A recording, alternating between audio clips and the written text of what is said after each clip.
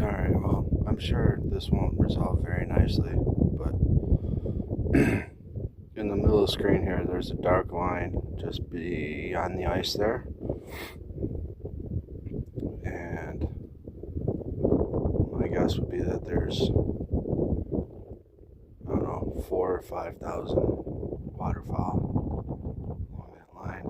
But like I said, I know this isn't even going to show up nice.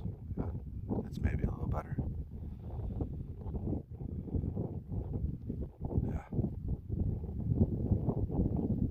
I didn't bring my binoculars today, so I have no idea what's out there. And even if I did have my glasses, I'm no expert, so.